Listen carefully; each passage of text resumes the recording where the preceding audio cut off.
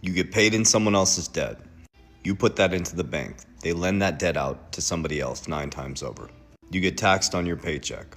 You get income, which is debt. You go to buy something at the grocery store. You pay taxes on it. You decide to give somebody some money, and it's a larger amount. They get flagged, and somebody has to pay taxes on that. Put your money into 401k, and you retire, and you gotta pay taxes on it.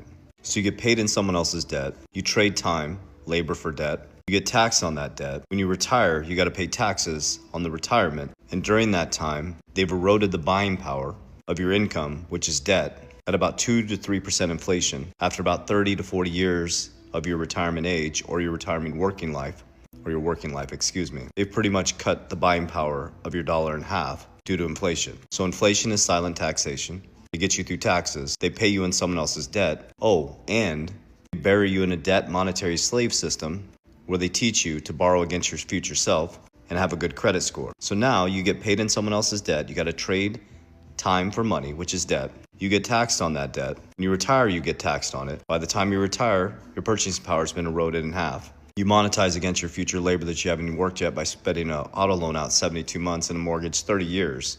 And the only way you can get ahead is to give up more time away from your family. You didn't fail, the system failed you. This worked for our grandparents, but we can't play by the same rules in this environment. The rules that work for our grandparents don't work anymore. If you don't realize how to trade your income and turn it into cash flow, and then transmute that cash flow into assets that beat inflation, and when those assets go up and appreciate over time, which are called offense, which cycle and go up and down, and pull profits before people come in to get rich quick, and then you take those profits and you put it into defense. Things that create stability, protection, and hold the value of your currency, and something that creates a family bank, like cash value life insurance, so that when the markets come collapsing down, you can now leverage multiplying that dollar that now becomes 2 and go back into markets and buy everybody's fear. That's what the wealthy are doing.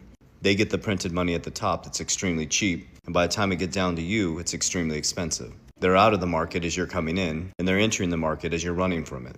So what you should be studying is how to transmute every single dollar you get, which is someone else's debt, into something that creates cash flow and makes money while you sleep. And then when that money comes in from the money you make while you sleep, you transmute that money into assets that will grow over time and beat inflation. And when you get some profits, don't be greedy, take some off the table and build some defense and protection for your family. And you should always be de-risking, de-risking, de-risking. You see, the system was not designed for you. It was designed to trap you. And like I said, we can't play by the same rules that our grandparents did in this new economy. I hope these daily education help you wake up to the reality that you're facing and the things you can do about it. Love you guys.